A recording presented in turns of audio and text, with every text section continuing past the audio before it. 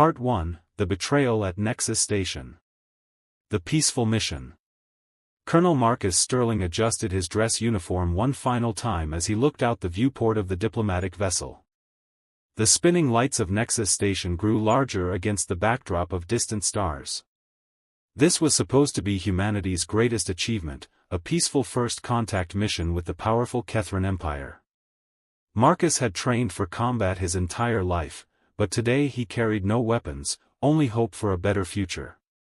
"Colonel, we're receiving docking clearance from Station Control," announced Lieutenant Joanna Pierce from her communications station. Her voice carried the same nervous excitement that filled the entire crew. This was history in the making. Ambassador Helena Cross stood beside Marcus, reviewing her diplomatic notes one last time. "Remember, Colonel, we're here as guests. The Kethrans have agreed to these talks as a gesture of goodwill. Your military record helped convince them we're serious about peace." Marcus nodded, though something felt wrong in his gut. 20 years of military service had taught him to trust his instincts, and right now those instincts were screaming danger. "Ambassador, I still think we should have brought a security detail." "Absolutely not," Helena replied firmly. "That would send the wrong message. We're here to build bridges, not walls." Arrival at the station. The docking procedure went smoothly. Nexus Station was massive, a gleaming structure that housed traders and diplomats from dozens of species. As they walked through the corridors, Marcus marveled at the diversity of alien life forms. Tall, crystalline beings walked alongside small, furry creatures. The air hummed with conversations in languages he'd never heard. Their Kethran escorts were impressive.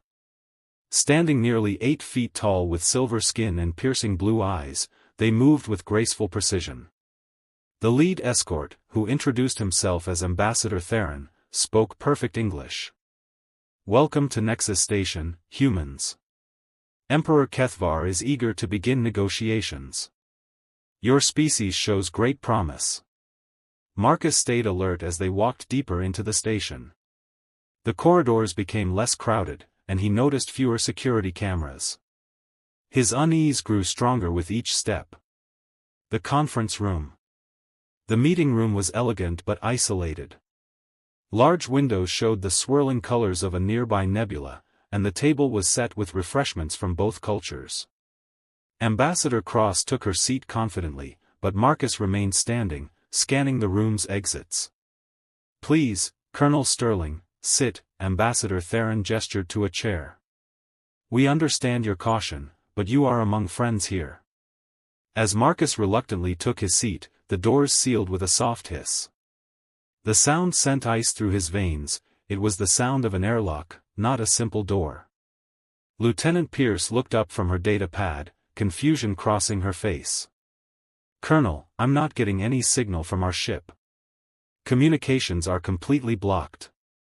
That's when Ambassador Theron's friendly expression changed. His blue eyes turned cold as ice, and his mouth curved into a predatory smile. "Forgive the deception, humans, but the Kethran Empire has no interest in peace treaties with primitive species. The trap springs." Before Marcus could react, the walls slid open and armed figures poured into the room. They weren't Kethrans but something far worse, slave traders. Their leader was a massive creature with gray, scarred skin and eyes like burning coals. Fresh meat from Earth, the creature growled in heavily accented English. "The mining guilds will pay well for strong human stock." Marcus lunged for Ambassador Cross, trying to shield her, but stun bolts filled the air. The energy weapon sent searing pain through his body as he collapsed to the floor. Through blurred vision, he saw Lieutenant Pierce crying out as restraints locked around her wrists. "You're making a mistake," Ambassador Cross shouted as the slavers dragged her away. "Earth will come looking for us." The scarred leader laughed, a sound like grinding metal. "Earth is very far away, human. By the time they realize you're missing, you'll be scattered across a dozen star systems, working in mines they'll never find." Betrayal revealed. As Marcus fought against the paralysis from the stun bolts, Ambassador Theron leaned down beside him. Your Colonel Sterling's military reputation preceded him. Several mining operations specifically requested strong human warriors. You should feel honored. Why? Marcus managed to whisper through numb lips. Because the Kethran Empire profits from chaos, Colonel. We sell weapons to both sides of every conflict, and slaves to rebuild what war destroys. Your peaceful mission was doomed before it began. Marcus tried to rise, but his body wouldn't obey. Around him, his fellow humans were being dragged away in energy shackles. Lieutenant Pierce looked back at him with terrified eyes as she disappeared through a doorway. The mining ships leave in 1 hour, the slave leader announced. Sort them by strength and skill. The crystal mines of Zirian Prime need workers who can survive the radiation. The weak ones go to the agricultural worlds. The last moments of freedom. As they carried Marcus toward the holding cells, he memorized every detail he could see. Guard rotations, security systems, the layout of corridors. Even as a prisoner, he was still a soldier, and soldiers never stopped fighting. In the holding cell, he found 12 other members of his diplomatic mission. Ambassador Cross sat in the corner, her diplomatic composure finally cracked. Lieutenant Pierce huddled against the wall, tears streaming down her face. Colonel, what do we do? Asked Dr. Nathan Wells, the mission's scientific advisor. Marcus looked at each of their faces, seeing fear but also determination. We survive, he said quietly. We stay strong, we stay together when possible, and we never give up hope. This isn't over. Through the small window of their cell, Marcus watched the slave ships docking at the station. Massive, ugly vessels designed to transport cargo, not people. Soon they would be scattered across the galaxy, but Marcus made himself a promise. He would find a way to escape. He would rescue his people. And he would make the Kethran Empire pay for their betrayal. The mission had been about peace, but now it would be about justice. The lights dimmed as the station entered its night cycle, but Marcus Sterling didn't sleep. He planned, and he remembered every face of every person who had betrayed them. His war was just beginning. Part 2, Chains of the Crystal Mines. Arrival at Zirian Prime. The transport ship shuddered as it entered the atmosphere of Zirian Prime. Colonel Marcus Sterling woke to the sound of grinding metal and the sharp smell of sulfur. Through the small porthole, he could see a world of black rock and glowing red cracks where molten lava flowed like rivers. The planet looked like a vision of hell. All prisoners, prepare for landing, barked a voice over the intercom. Marcus looked around the cramped cargo hold where 30 humans sat chained together. Ambassador Cross was gone, sold to a different buyer. Lieutenant Pierce had been taken to an agricultural world. Now he was alone with strangers, all of them facing the same grim future. The ship landed with a bone-jarring crash. Guards in radiation suits entered the hold, shouting orders in a language Marcus didn't understand.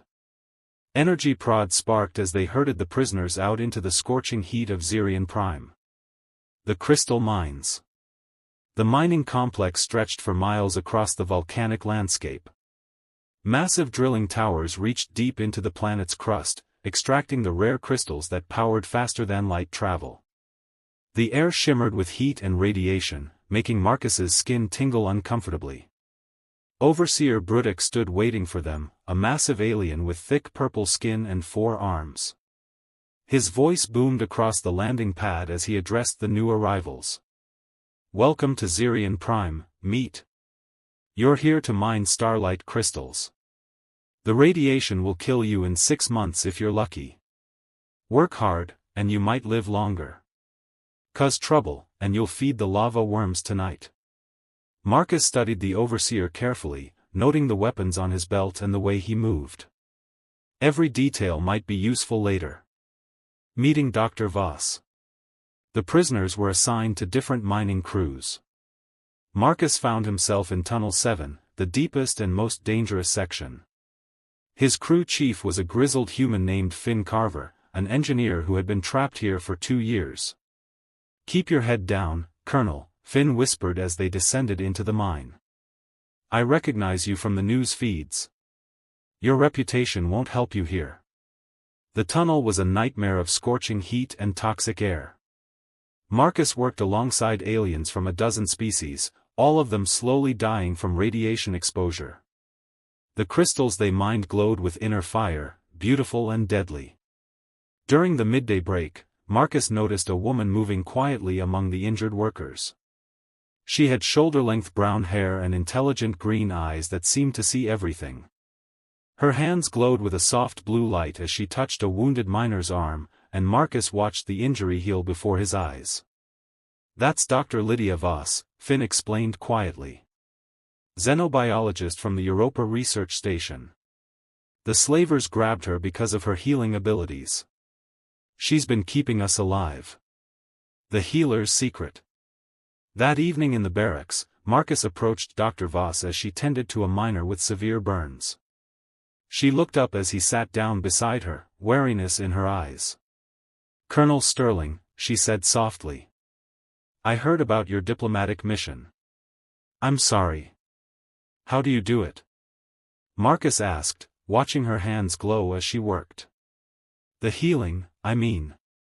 Lydia glanced around nervously before answering. "Genetic modification. My parents were part of an experimental program to create humans who could survive in hostile environments.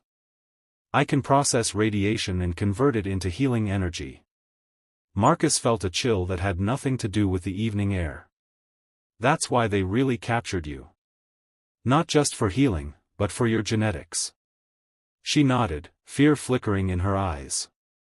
"There are rumors that someone is collecting people like me. Building a genetic database for some kind of super soldier program. Growing bonds." Over the following weeks, Marcus and Lydia worked together to keep their fellow prisoners alive. She healed their injuries while he used his military training to organize them, teaching basic tactics and discipline. The other prisoners began to look to them for leadership. "You're giving them hope," Lydia told him one night as they sat outside the barracks, looking up at the alien stars. "That's dangerous in a place like this." "Hope is the only thing that separates us from the animals," Marcus replied. "Without it, we're already dead." Lydia smiled for the first time since he'd known her. "My father used to say something similar. He was a soldier too, before the genetic program." Marcus felt something stirring in his chest, something he hadn't felt since the betrayal at Nexus Station. These people needed him, and this remarkable woman was becoming more important to him than he'd expected. The Overseer's cruelty. Their growing influence didn't go unnoticed. Overseer Brudick began singling them out for the most dangerous assignments. One day, he forced Marcus to work in a tunnel that had been marked for collapse. "Let's see if the famous Colonel Sterling is as tough as they say," Brudick sneered as his guards pushed Marcus toward the unstable tunnel. The tunnel collapsed just as Marcus reached the exit, tons of rock crashing down behind him. He emerged covered in dust and bleeding from a dozen cuts. Dr. Voss ran to him immediately, her hands glowing as she healed his wounds. "That was a warning," she whispered urgently. "Brudick is testing us. Next time might be worse." Seeds of rebellion. That night, Finn Carver pulled Marcus aside. "There's something you need to know, Colonel. There's a resistance movement growing in the mines. Small groups of prisoners working together, sharing information, planning." Marcus felt his pulse quicken. "Planning what?" "Escape. There's a smuggler who comes through every few months. Captain Rex Thornfield, former military like you. He's been organizing the prisoners on different levels. Word is he's planning something big." Marcus looked across the barracks at Dr. Voss, who was quietly treating injured miners. The thought of her falling into the hands of whoever was collecting genetic samples filled him with cold rage. "When do we meet this Captain Thornfield?" Marcus asked. "Soon," Finn replied. "But Colonel, when the time comes, you'll have to choose. Save yourself, or try to save everyone." In a place like this, heroes usually die first. Marcus watched Lydia's gentle hands healing another prisoner's wounds, and his choice was already made. He had failed to protect his diplomatic mission, but he wouldn't fail again. Whatever it took, he would get her out of this hell. The radiation storms howled across Zirion Prime that night, but Marcus Sterling no longer felt like a victim. He felt like a soldier again, and soldiers fought back. Part 3, The Underground Rebellion. Meeting Captain Thornfield. The secret meeting took place in the abandoned section of Tunnel 12, far from the guard patrols. Marcus followed Finn through twisting passages carved from volcanic rock, their path lit only by the faint glow of crystal deposits in the walls. Captain Rex Thornfield was nothing like Marcus had expected. Tall and lean with silver hair and sharp gray eyes, he moved with the quiet confidence of someone who had seen too many battles. His left arm was replaced by a mechanical prosthetic that gleamed in the crystal light. "Colonel Sterling," Rex said, extending his good hand. "Your reputation precedes you. I've been hoping you'd join us." Around them, Marcus counted 15 other prisoners from different species. A young alien with blue skin and large eyes worked on some kind of electronic device, while others stood guard at the tunnel entrances. "This is Nix," Rex said, gesturing to the young alien. "Best tech specialist I've ever seen.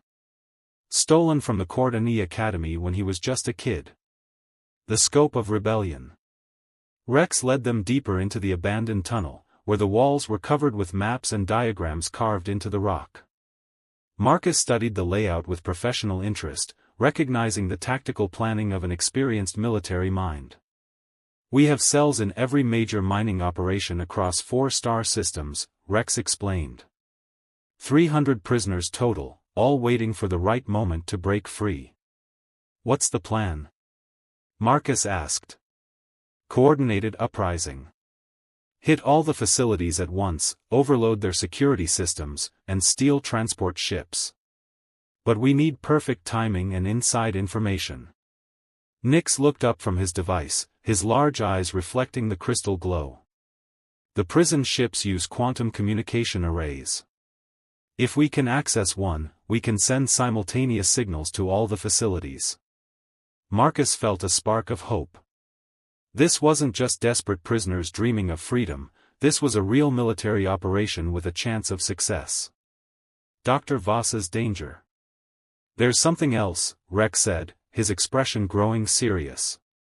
"We've intercepted communications about a special collection program. They're gathering people with specific genetic markers." Marcus's blood ran cold. "Dr. Voss. She's not the only one.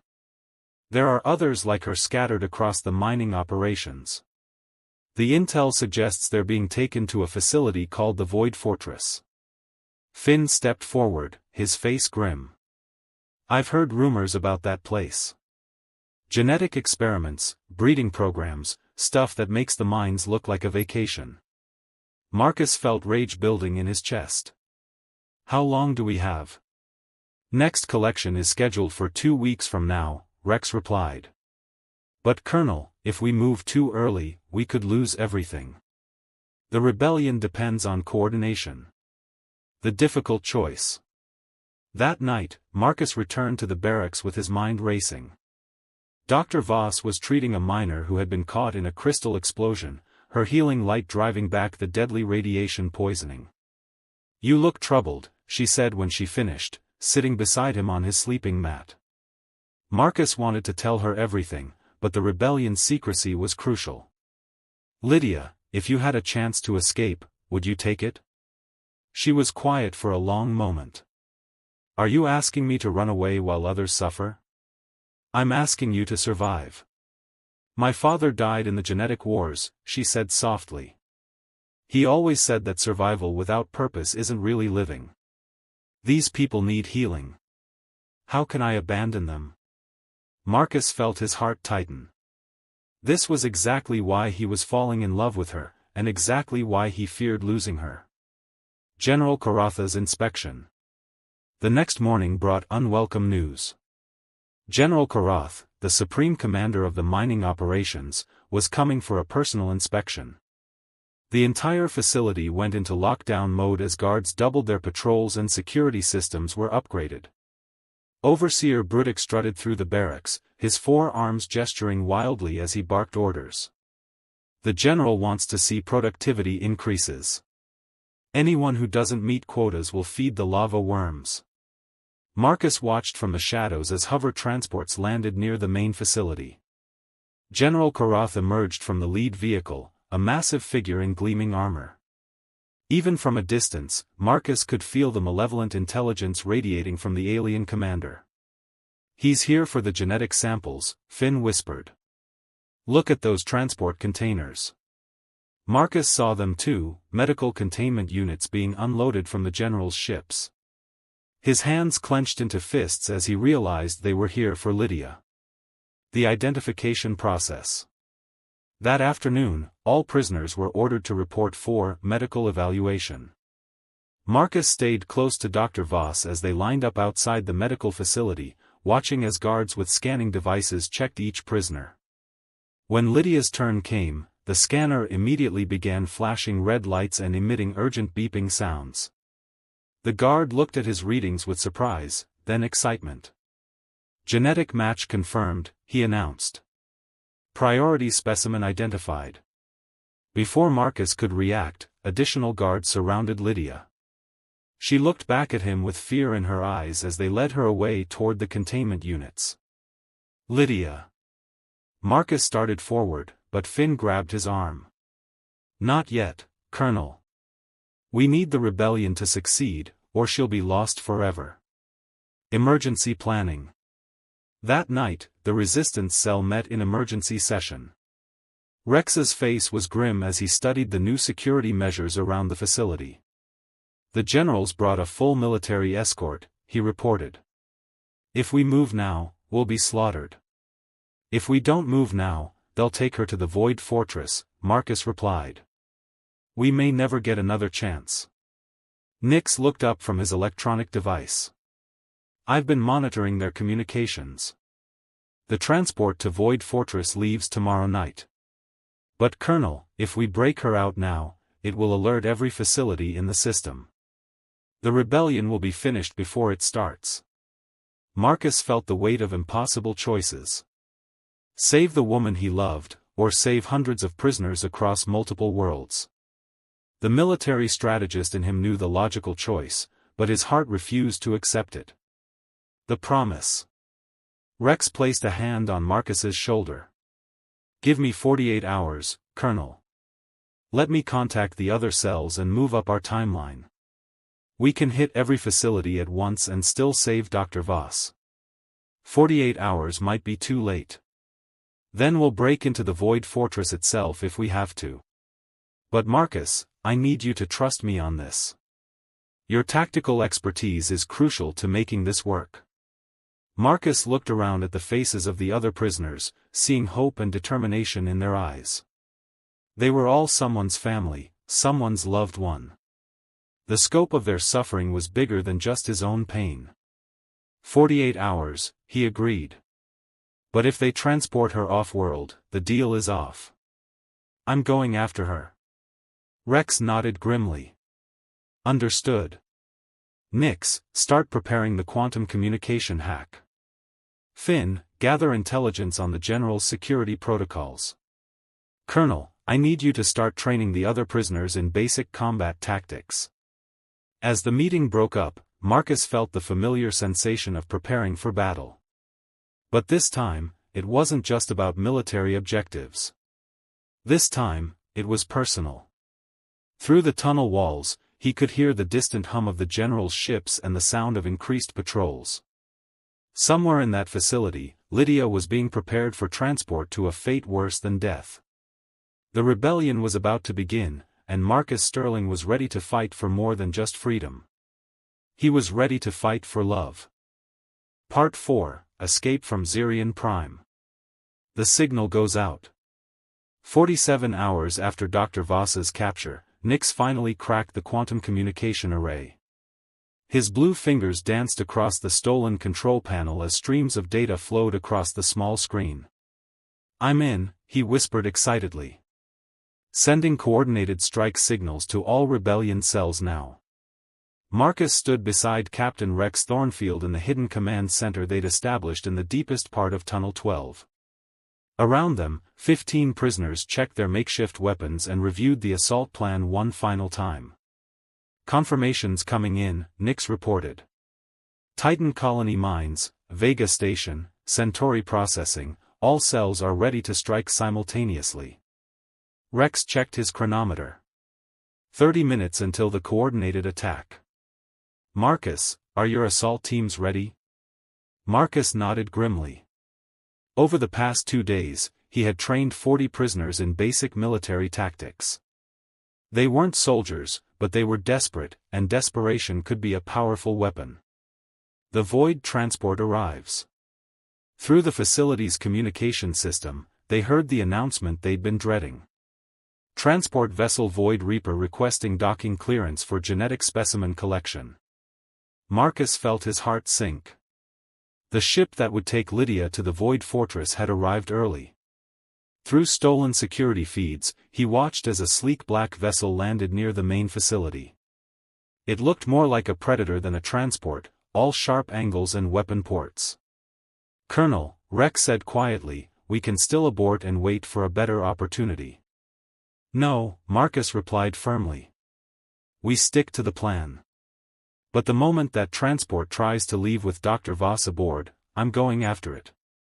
Finn Carver approached with the final equipment reports. "Explosives are placed at all key structural points. Power grid hacks are ready. When we blow the main reactor, the entire facility will go dark. The assault begins." At exactly 2,300 hours, the rebellion erupted across 4 star systems simultaneously. On Zirion Prime, the attack began with Nix overloading the main power grid. The mining facility plunged into darkness as emergency lighting flickered on.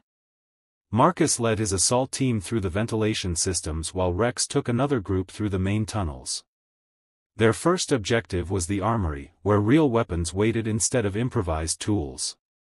The guards were caught completely off guard.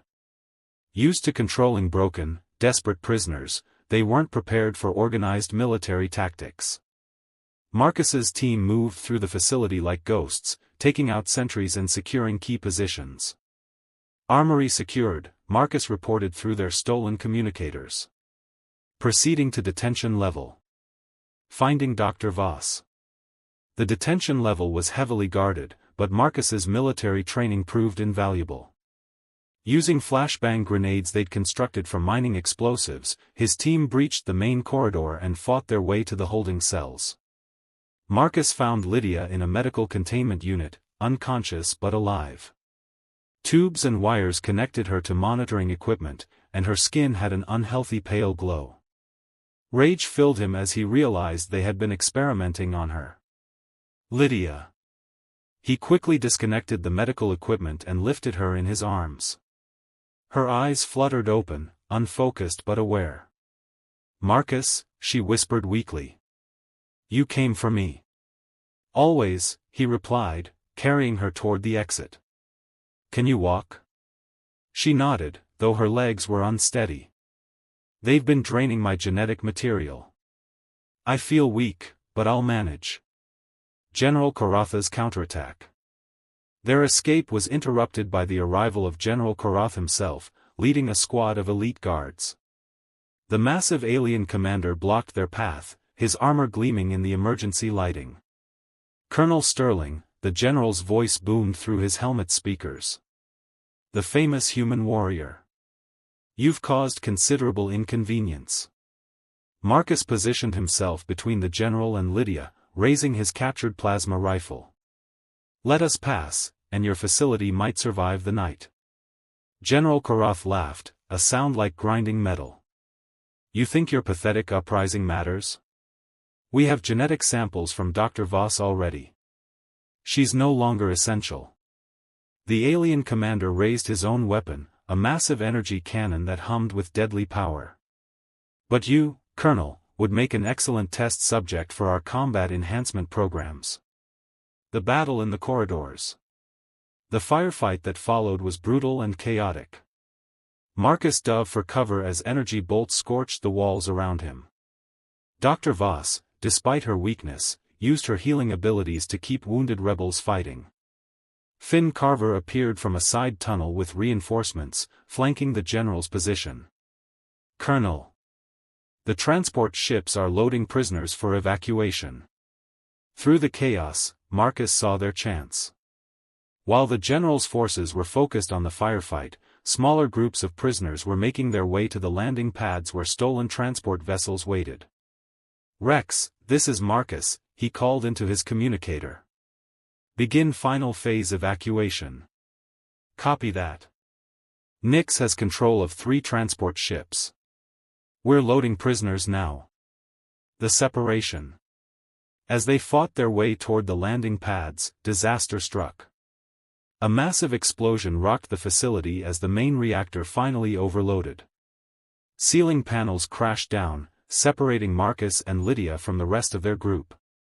This way. Lydia pointed toward an emergency exit. Though weak, her knowledge of the facility's medical bay had given her insight into its layout.